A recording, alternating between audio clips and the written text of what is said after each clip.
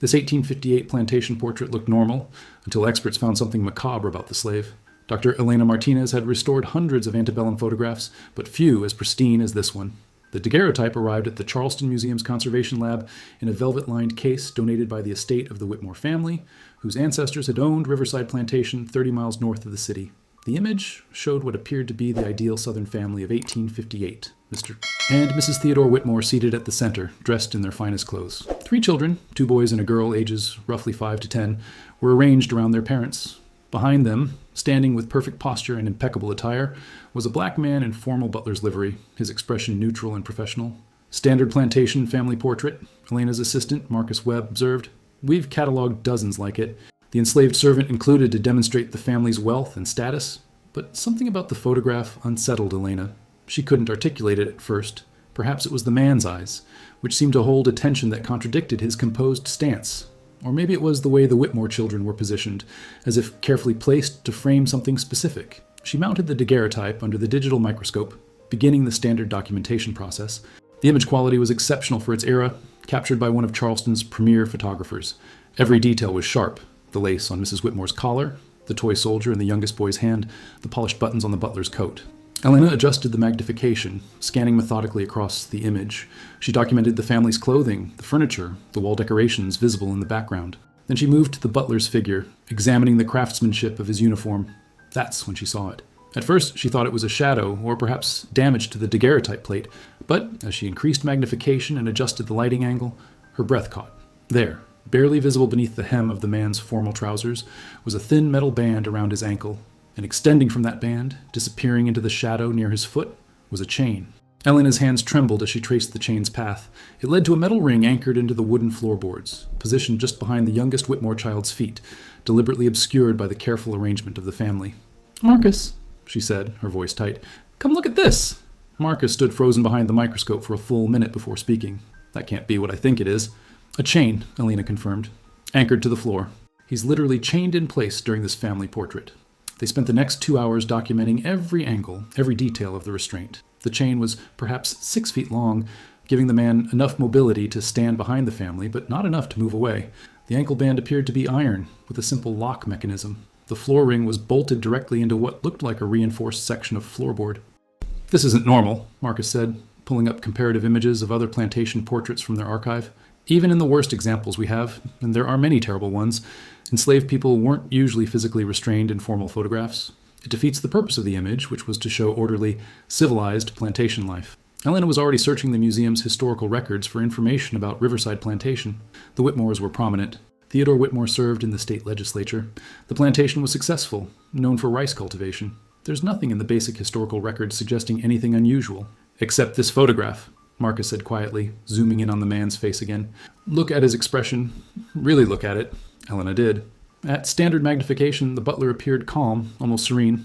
But at higher magnification, she could see the tension in his jaw, the slight wideness of his eyes, the way his hands were clenched just tightly enough to whiten his knuckles. This was a man in extraordinary distress, working desperately to maintain composure. Who was he? Elena wondered aloud. Marcus pulled up the donation paperwork from the Whitmore estate. The provenance documentation lists him only as house servant, name unknown.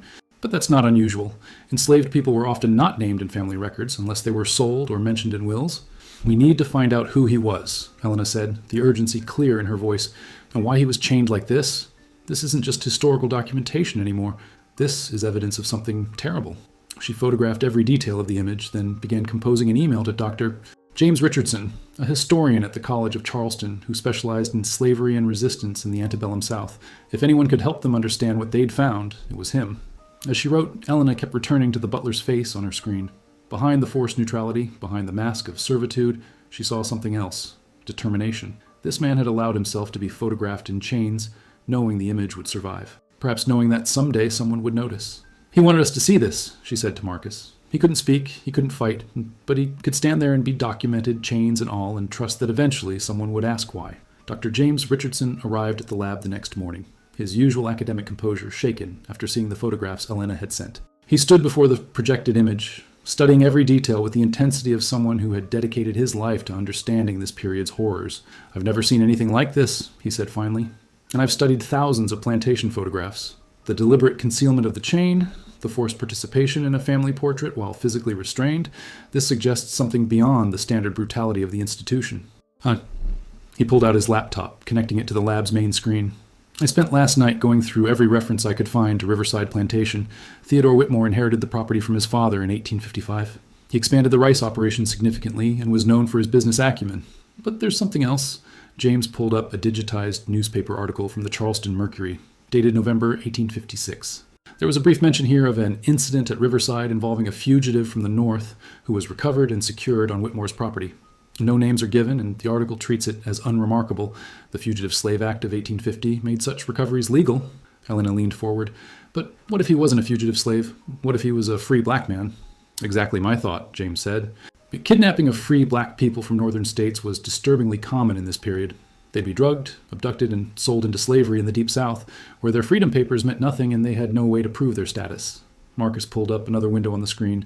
I found something in the 1860 census. Riverside Plantation's enslaved population is listed as 37 people. But there's a notation: one male, age approximately 30, acquired 1856, assigned to house service.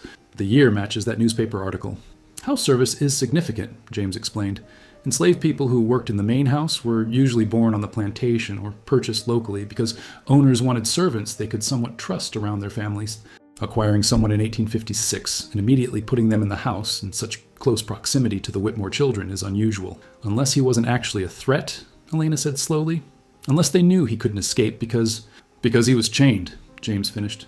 They could display him as their refined, well-dressed butler to visitors and photographers, proving their gentility and civilization. But they never trusted him enough to remove the restraints. Elena felt sick. He was a prisoner, a free man, kidnapped and forced to play the role of contented servant, knowing that if he resisted or revealed the truth, he'd be punished or killed. James nodded grimly.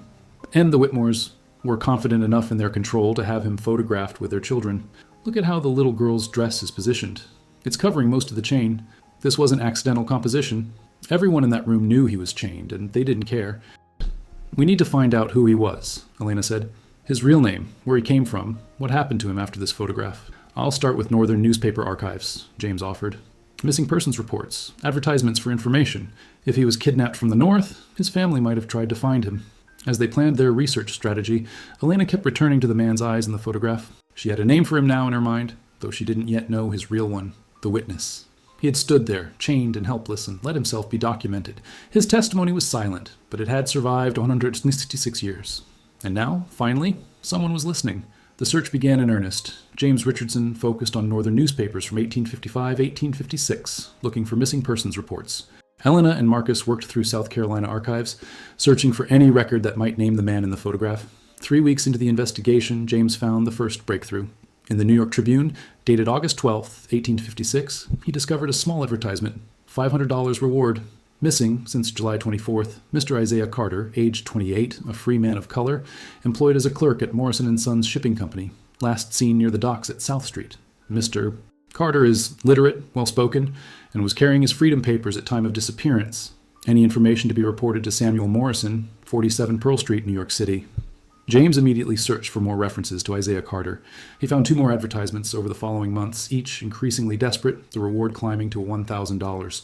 Then, after November 1856, nothing. The family had either run out of money or hope. Isaiah Carter, Elena whispered, looking at the photograph with new eyes. That's your name. Marcus had been researching Morrison & Sons Shipping Company. They were legitimate merchants, operating out of New York Harbor.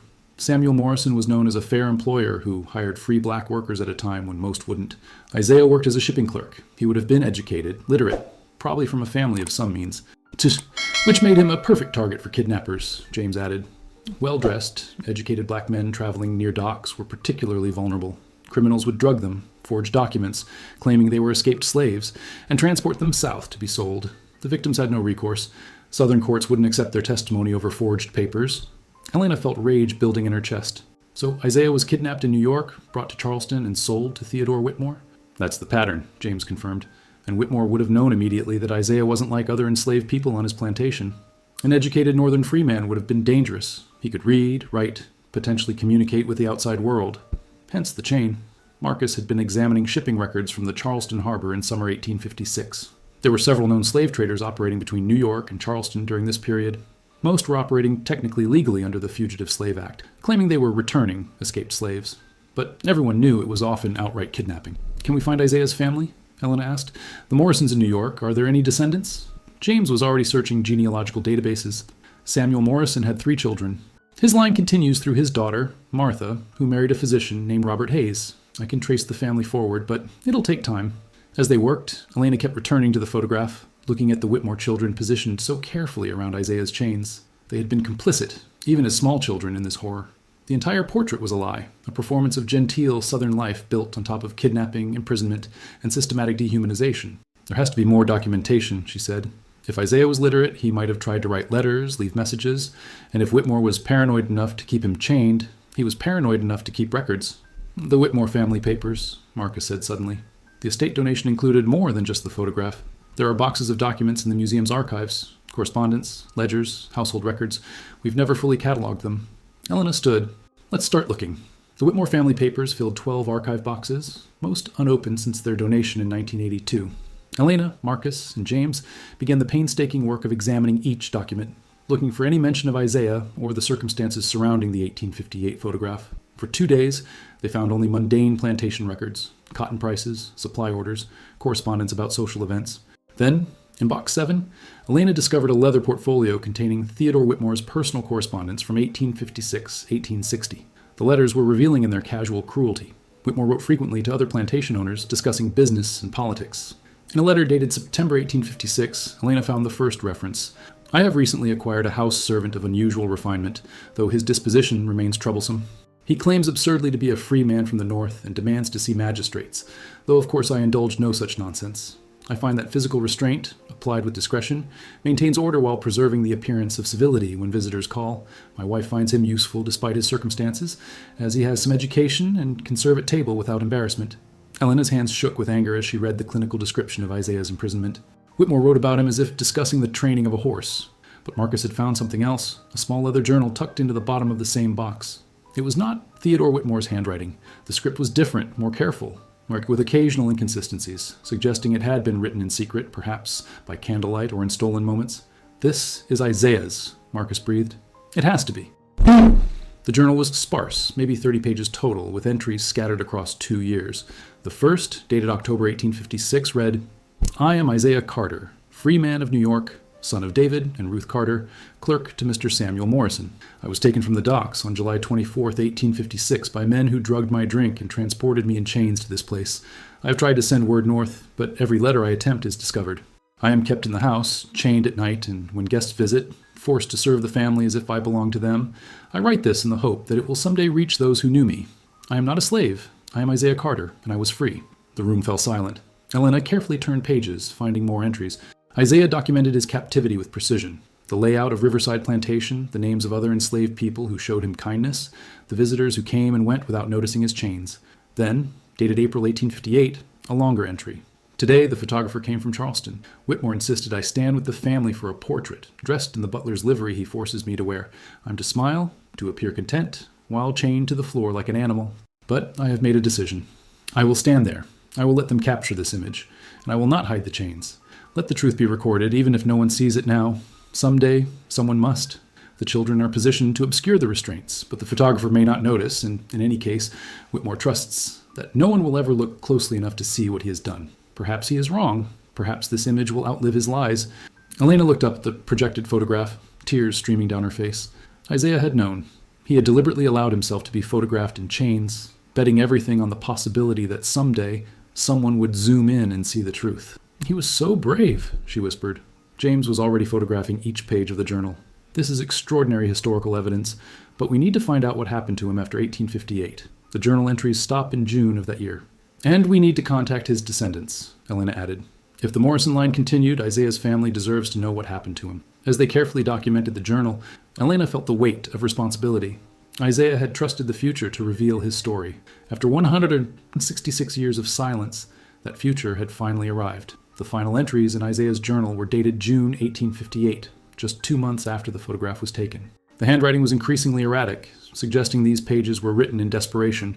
"I have made contact with a man who claims to know routes north. He is trusted by others here, though I have learned to be wary of promises. He says, if I can free myself of the chain for one night, He can get me to the coast, where sympathetic sailors might conceal me on a ship bound for New York. I've been studying the lock on my restraints. It is simple, designed more for appearance than true security. Whitmore never believed I would have the knowledge or tools to attempt escape. He was wrong on both counts. Tomorrow night, when the family attends the Middleton ball, I will make my attempt. The next entry was a single line. I am free of the chain. Tonight I run.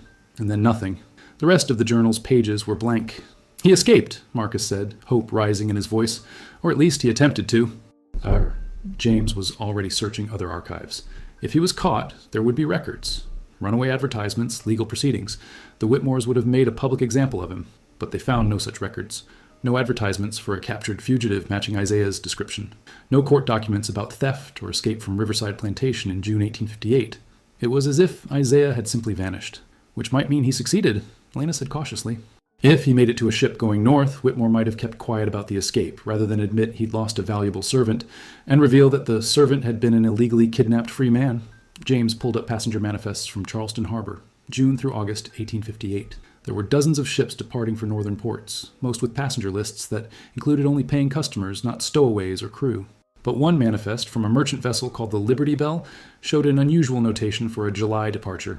Crew roster incomplete. See captain's log. It's circumstantial, James admitted, but it's possible. If Isaiah had help from sympathetic sailors, they might have concealed him among the crew. Elena turned to the genealogical research James had been conducting on the Morrison family. Did you find any descendants we can contact? I did, James confirmed, pulling up his notes. The Morrison line continues through Samuel's daughter, Martha. Her great-great-granddaughter, Dr. Claire Hayes, is a professor of African American Studies at Columbia University in New York. I sent her a preliminary email explaining what we found, but I haven't heard back yet. As if on cue, Elena's phone chimed with an email notification. The subject line read, Isaiah Carter, Riverside Plantation Research. Elena opened it, her hands trembling.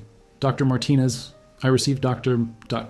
Richardson's message and can barely believe what you've discovered. Isaiah Carter was my ancestor. Family oral history always maintained that he disappeared in 1856 and was believed kidnapped into slavery, but we never had confirmation. My great-great-great-grandfather Samuel Morrison spent years searching for him and never recovered from the loss. If you have truly found evidence of what happened to Isaiah, our family needs to know. I can be in Charleston within 2 days. Please tell me everything you've learned. Claire Hayes. Elena looked at Marcus and James. She's coming. Isaiah's family is coming. They spent the rest of the day preparing a complete documentation of their findings. The photograph with its revealed chain, Isaiah's journal entries, the Whitmore correspondence, and the circumstantial evidence suggesting his possible escape. But one question remained unanswered. If Isaiah had escaped and made it back to New York, why was there no record of his return?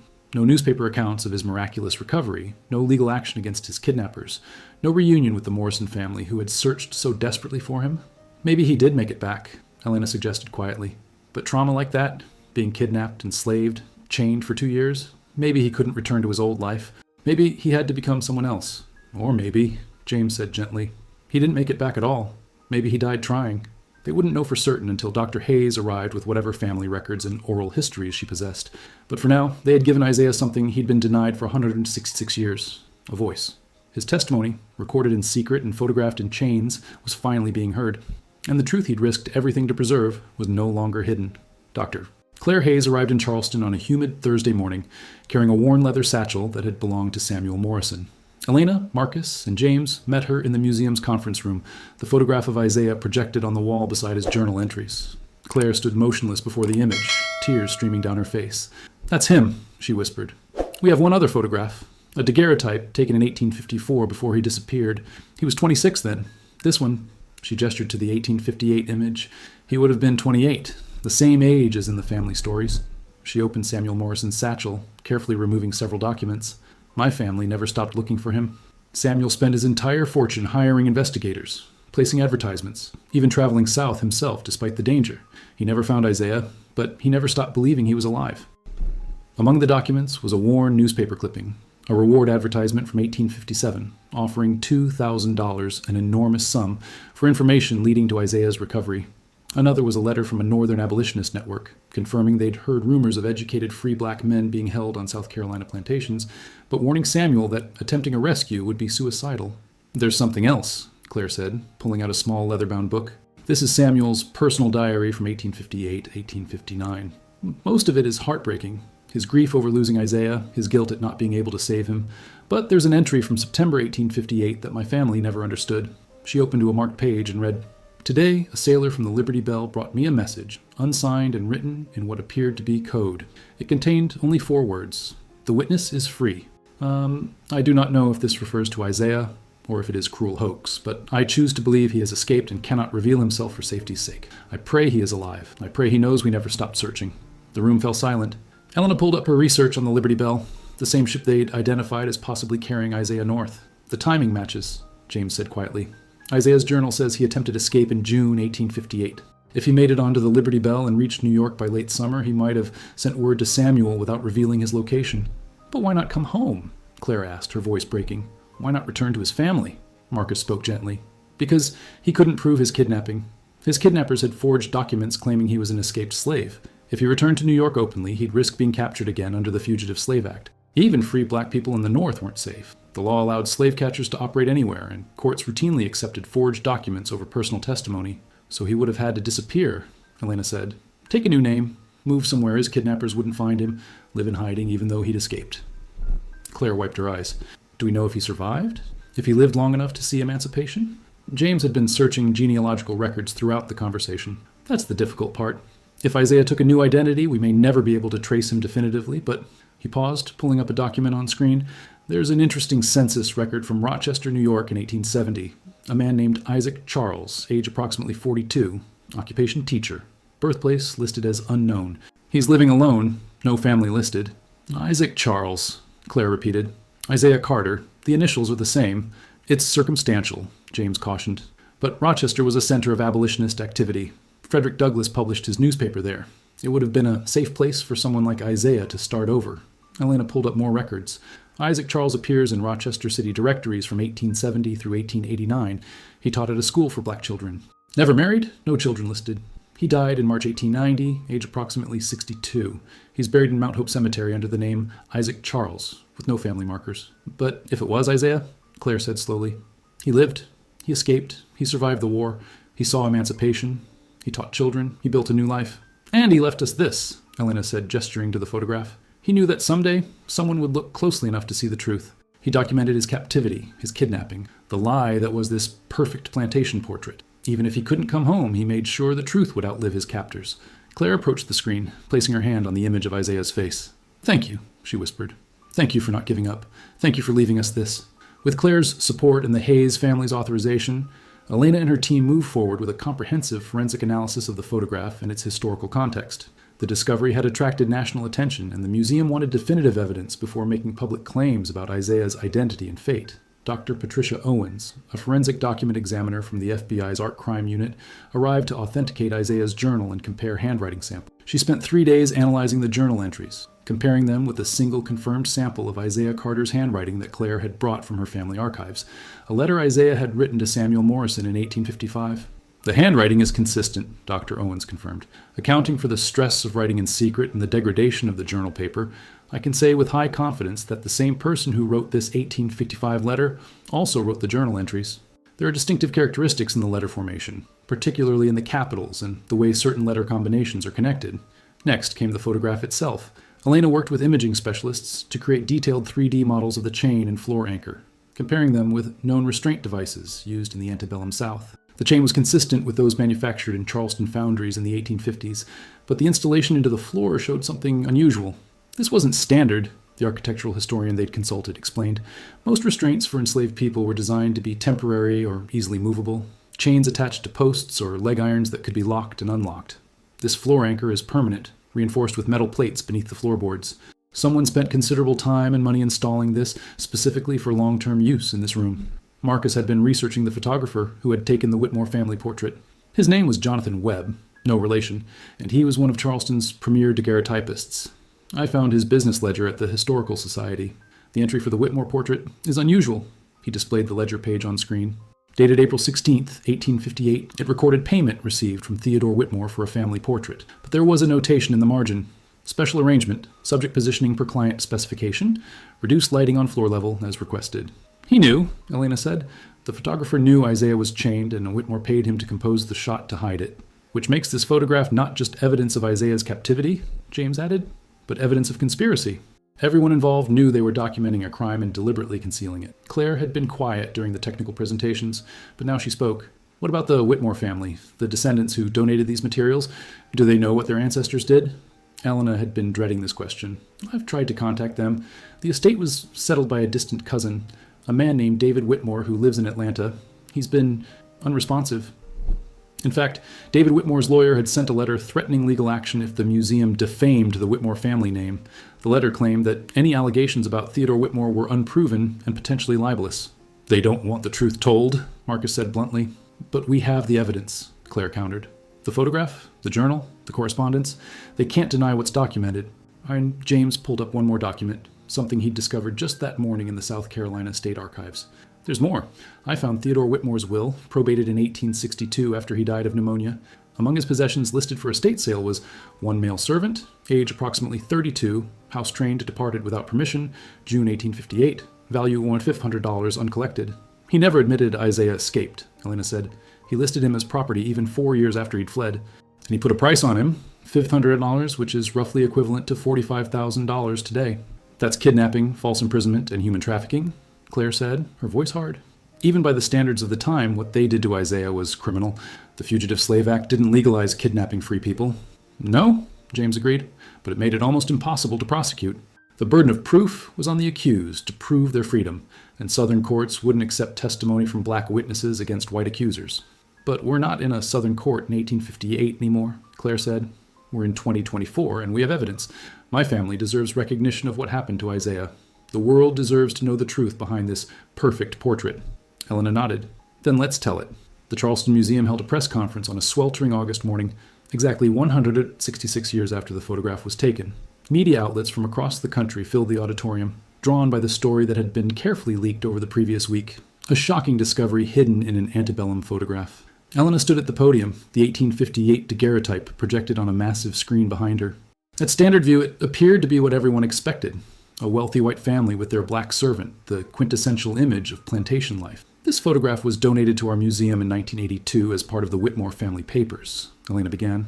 For 42 years, it sat in our archives, cataloged as a typical plantation portrait. But during recent restoration work, we discovered something that transforms our understanding of this image and exposes a crime that remained hidden for more than a century and a half. She pressed a button, and the view zoomed in on Isaiah's feet. The chain became visible, stark and undeniable. Gasps rippled through the audience. The man in this photograph is Isaiah Carter, a free black man from New York City who was kidnapped in July 1856 and sold into slavery in South Carolina.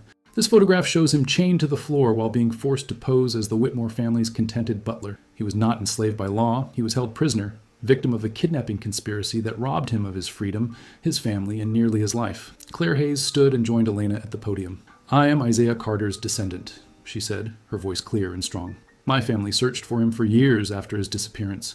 We never knew what happened to him, until now. Dr. Martinez and her team have uncovered not only the evidence of his captivity, but also his own testimony, written in secret, documenting his kidnapping and imprisonment. James presented Isaiah's journal entries, reading selected passages that detailed the kidnapping, the conditions of his captivity, and his determination to document the truth. When he read Isaiah's words about allowing himself to be photographed in chains, knowing that someday someone must see, several reporters openly wept. Marcus displayed the Whitmore correspondence, showing Theodore Whitmore's casual descriptions of keeping Isaiah under restraint and the photographer's notation about special arrangement to conceal the chains. This photograph is not what it appears to be, Elena concluded. It is not a portrait of Southern gentility or family harmony. It is documentation of a crime, kidnapping, false imprisonment, and human trafficking. Isaiah Carter stood in front of that camera in chains, unable to speak his truth aloud, but trusting that the image itself would someday testify for him. Today, 166 years later, we hear that testimony. The press conference lasted 3 hours, with questions ranging from the technical details of the discovery to the broader implications for how Americans understand antebellum history. Multiple reporters asked about the Whitmore family's response. Elena confirmed they had been contacted and had declined to comment. But the most powerful moment came at the end, when a reporter asked Claire Hayes, "What do you want people to take away from Isaiah's story?"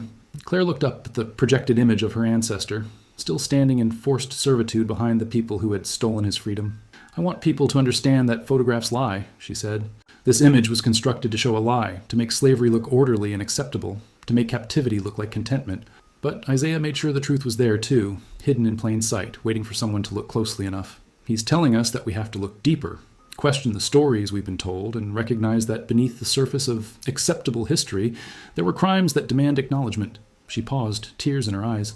And I want people to know that he survived. He escaped. He lived to see freedom. They tried to erase him, but he's standing right there, bearing witness, and he won't be forgotten again. 6 months after the revelation, a memorial was erected at the site of the former Riverside Plantation, now part of a South Carolina state park.